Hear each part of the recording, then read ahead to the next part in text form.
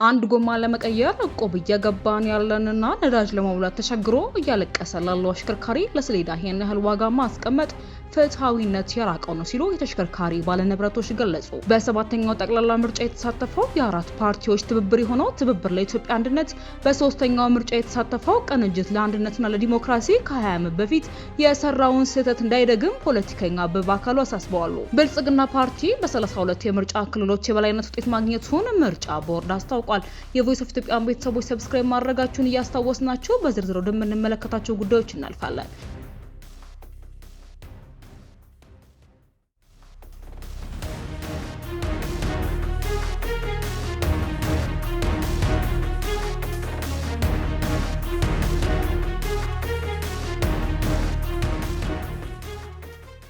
አንድ ጎማ ለመቀየር እቆብ እየገባ ያለንና ነዳጅ ለመሙላት ተቸግሮ እያለቀሰ ላለው አሽከርካሪ ለሰሌዳ ይሄን ያህል ዋጋ ማስቀመጥ ፍትሃዊነት የራቀው ነው አሉ። አዲሱ የተሽከርካሪ ሰሌዳ ዋጋ ጫና ውስጥ ያለውን የኢትዮጵያ ኑሮ ይበልጥ ያከብደዋል ሲሉ ቃላቸው ለኢትዮ ኤፍኤም ሬዲዮ ጣቢያ የሰጡ የተሽከርካሪ ባለንብረቶች ተናግረዋል።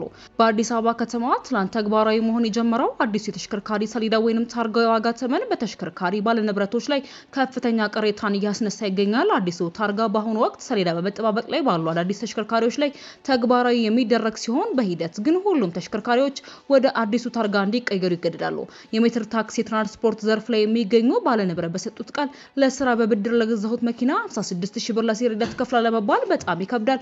ለጎማ እቆብ እየገባን የምንቀይር ሰዎች አሁን ደግሞ ለታርጋ እቆብ እየገባን ልንቀይር ነው ማለት ነው ሲሉም ተናግረዋል። ሌላኛው የግል ተሽከርካሪ ባለንብረት የዓለም አቀፍ ዋጋዎችን ምሳሌ እንኳን ለማድረግ ዋጋው ከ$10 እስከ $70 የሆነ የዋጋ መጠን ያለ ነው። በኢትዮጵያ ለሰሌዳ ዋጋ መወደድ ምክንያት ሆኖ እየቀረበ ያለው የሰሌዳ ቴክኖሎጂ ከሆነም አቅማችንን ያላገናዘበ ቴክኖሎጂ የኛ መሆን አይገባውም ብለዋል። አክለው ድህነታችንን ለማሳበብ ሳይሆን እንደ ህዝብ ኪሳችን ባዶ ነው ነዳጅ ለመሙላት እያለቀሰና እየለመነ ያለን ተሽከርካሪ ላይ እንደዚህ አይነት ጫና መቀመጡ የታሰበበት ነው ብዬ አላስብም ሲሉም ሀሳብ ሰጥተዋል። የንግድ መገልገያ ተሽከርካሪ እንዳላቸው የተናገሩ ሌላኛው ባለንብረት በሰማነው ነገር ተገቢ ያልሆነና ህዝቡ ያለበት ሁኔታ የማያማክልና በጭራሽም የተደረገው ነገር መቼም በዚህ መልኩ ይሆናል ተብሎ የማይታሰብ ነው። ይሄ እንደዚህ ተብሎ ሊነገርንም አይገባም ብለዋል። ለታርጋ 56000 ብር ማለት የመኪና እቃ ውድ በሆነበት ሰዓት ኑሮ በተወደደበት ሰዓት ታርጋው ከወርቅ ጥፍጥፍ ቢሰራ እንኳን ለኛ አያዋጣንም በግዳጅ ካላደረጋችሁ ከተባለ ግን ምንም ማድረግ አንችልም ሲሉ ተናግረዋል። የሜትር ታክሲ ትራንስፖርት ዘርፍ ላይ የሚገኙ ባለንብረት ይህንን ሲያስረዱ አንድ ታርጋ የዚህን ያህል ተአምር አይደለም። የዚህን ያህል ዋጋ የሚቀመጥለት ሰው ያቅሙን ያህል ከፍሎ ሰርቶ እንዲኖር ማድረግ ያስፈልጋል። የህዝብ አቅም ያማከለ ህግ ለምን እንደማይወጣ ስመለከት ግራ ይገባኛል ሲሉ ተናግረዋል። የትራንስፖርትና ሎጂስቲክስ ሚኒስቴር የትራንስፖርት አገልግሎትና ቁጥጥር ዘርፍ አማካሪ አቶ አስፋው ሐዲስ እንደገለጹት የተሽከርካሪው ሰሌዳ ወጥ የሆነ ዓለም አቀፍ ድንጋጌዎችን ያከበረ አመሳስሎ ለመስራት ተጋላጭ ያልሆነ ነው። የሰሌዳ ዋጋ እንደ ተሽከርካሪው አይነት የሚለያይ መሆኑን ጠቁመው የሰሌዳ ዋጋው የአገልግሎት ዘመኑን ታሳቢ ያደረገ ነው ብለዋል። በግለሰብ በብዙሃን ትራንስፖርትና በኤሌክትሪክ ተሽከርካሪዎች መካከል ያለው የሰሌዳ ዋጋ የተለያየ መሆኑንም አንስተዋል። አማካሪው እንዳሉት የኤሌክትሪክና ለብዙሃን ትራንስፖርት የሰሌዳ ዋጋ ድጎማ ይደረግለታል። የሰሌዳ ኪውአር ኮድ፣ ማይክሮቺፕስ እንዲሁም ሌሎች የደህንነት መስፈርቶችን እንዲሁም የግለሰቦችን የሰሌዳ ፍላጎት ያሟላ እንደሆነም ጠቁመዋል። በሰባተኛው ጠቅላላ ምርጫ የተሳተፈው የአራት ፓርቲዎች ትብብር የሆነው ትብብር ለኢትዮጵያ አንድነት፣ በሶስተኛው ምርጫ የተሳተፈው ቅንጅት ለአንድነትና ለዲሞክራሲ ከ20 ዓመት በፊት የሰራውን ስህተት እንዳይደግም ፖለቲከኛ አበባ አካሉ አሳስበዋል። ትብብር ለኢትዮጵያ ሰባተኛውን ጠቅላላ ምርጫ ከተሳተፈ በኋላ አባል ፓርቲዎቹ የገቡበትን አለመግባባት በተመለከተ ሀሳባቸውን የሰጡት ፖለቲከኛው ከአሃዱ መድረክ ጋር በነበራቸው ቆይታ ምርጫው ከመጠናቀቁ በፊት የተፈጠረው መቃቃር ተገቢ አይደለም ብለዋል። የፖለቲካ ፓርቲዎቹ ውህደት ላለመፈጠሩ ማን ስልጣን ይይዛል የሚለው ጥያቄ ዋነኛ እንቅፋት መሆኑንም አበባ አስረድተዋል። አቶ አበበ ጥምረት የሚፈጥሩ ፓርቲዎች በውስጣቸው ትናንሽ ስልጣንን አጥብቀው ይይዛሉ ያሉ ሲሆን ከዚህ ቀደም በመኢአድና በኢትዮጵያ አንድነት ፓርቲዎች ውህደት ወቅት የተፈጠረውን ችግር በምሳሌነትም አንስተዋል። የቀድሞ ቅንጅት ለአንድነት ውጤታማ ያልሆነበት ምክንያት ቢወያይ ኖሮ ስህተቱን ለመድገም እድል እንደማይኖረው አስረድተዋል። አበባ አካሉ ሀሳባቸውን ሲያጠቃልሉ በ1997 ዓ.ም የተካሄደው ምርጫ መንግስት ዲሞክራሲን ቢተገብር ኖሮ የዛሬዋ ኢትዮጵያ የተለየ መልክ ይኖራት ነበርም ብለዋል። የቮይስ ኦፍ ኢትዮጵያ ቤተሰቦች ዳግም ሰብስክራይብ ማድረጋችሁን እያስታወስናችሁ ለብቻ ዘገባችን እናልፋለን።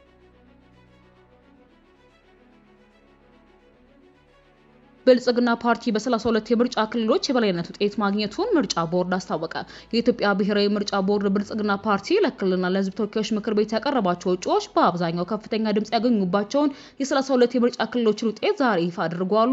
ቦርዱ ከደቡብ ምዕራብ ክልል አንድ የክልል ምክር ቤት፣ ከማዕከላዊ ኢትዮጵያ አንድ የሕዝብ ተወካዮች ምክር ቤት፣ ከቤኒሻንጉል ጉሙዝ አንድ የሕዝብ ተወካዮች ምክር ቤትና አንድ የክልል ምክር ቤት፣ አዲስ አበባ አንድ የሕዝብ ተወካዮች ምክር ቤት፣ ድሬዳዋ 15 የክልል ምክር ቤት፣ አማራ አንድ የሕዝብ ተወካዮች ምክር ቤት፣ ኦሮሚያ 4 የክልል ምክር ቤት ቤትና 7 የህዝብ ተወካዮች ምክር ቤት ውጤቶችን በሰጠው ስልጣን መሰረት አረጋግጦ ማጽደቁን አስታውቋል። በቤኒሻንጉል ጉሙዝ ክልል ለህዝብ ተወካዮች ምክር ቤት እጩ ያቀረበው የጉሙዝ ህዝብ ዲሞክራሲያዊ ንቅናቄ ፓርቲ ከፍተኛውን ድምጽ አግኝቷል። በአዲስ አበባ ለህዝብ ተወካዮች ምክር ቤት የኢትዮጵያ ዜጎች ለማህበራዊ ፍትህ ወይንም ኢዜማ ያቀረባቸው እጩ አቶ ኢዮብ መሳፍንት ከፍተኛውን ድምጽ ማግኘታቸውም ተነግሯል። በድሬዳዋ ለክልል ምክር ቤት እጩ ያቀረበው አዲስ ትውልድ ፓርቲ በአንድ ምርጫ ክልል ሶስተኛውን ከፍተኛ ድምጽ ማግኘቱን የተነገረ ሲሆን በድሬዳዋ ሌላኛው የክልል ምክር ቤት ያቀረባቸው ሁለት እጩዎች ከፍተኛ ድምጽ እንዳገኙ የተገለጸው የነጻነትና እኩልነት ፓርቲ መሆኑን ቦርዱ አስታውቋል።